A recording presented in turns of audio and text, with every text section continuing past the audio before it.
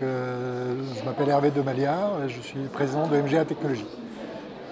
MGA Technologies est une société qui conçoit et qui réalise des machines sur mesure destinées à l'industrie pour des clients premium. Et c'est des machines qui sont totalement intégrées dans l'industrie du futur. Ce sont des machines d'assemblage, des machines de process, de packaging primaire et secondaire et des machines de test qui sont souvent très robotisées, qui intègrent un peu tout matériel mécatronique moderne de l'industrie du futur. Alors nous, un de nos challenges, c'est de faire une veille technologique permanente sur les derniers matériels mécatroniques, de façon à proposer à nos clients toutes les solutions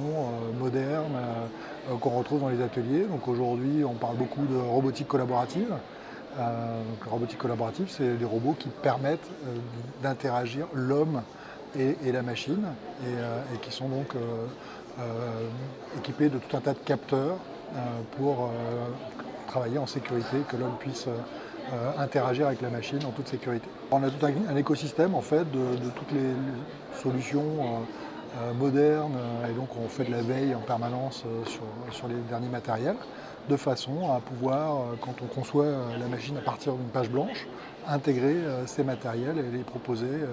là où c'est pertinent dans les meilleures solutions. Alors la French Fab, c'est finalement rendre la fierté, leur fierté aux industriels français.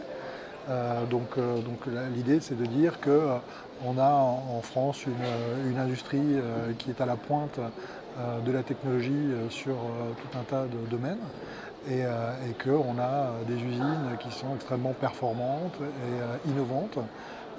Et donc, c'est de faire la promotion de tout cet écosystème de façon à ce que les industriels finalement se mettent à co-concevoir, co-développer et travailler en meute pour être plus forts tous ensemble. Donc ici à Lyon, avec Laurent Fiard et Sylvie Guinard et Bruno Volant, nous avons décidé de créer un collectif pour l'industrie du futur qui va donc rassembler tous les industriels de la région qui sont intéressés par l'industrie du futur.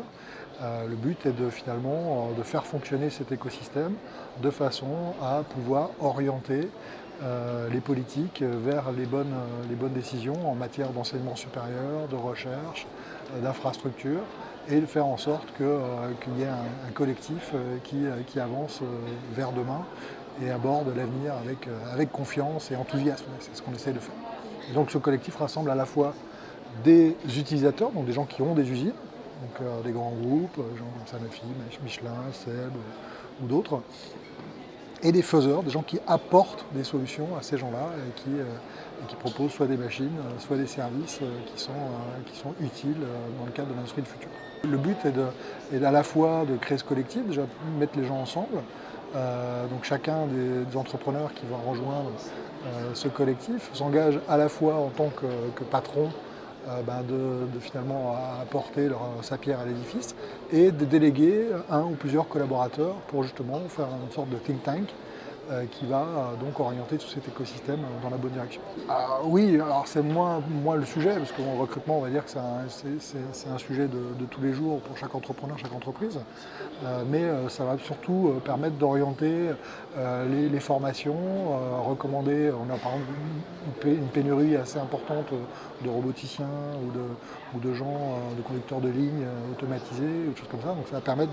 de définir les besoins des entreprises et de permettre de mettre en œuvre les bonnes formations pour que les gens soient effectivement avec le niveau de compétences requis pour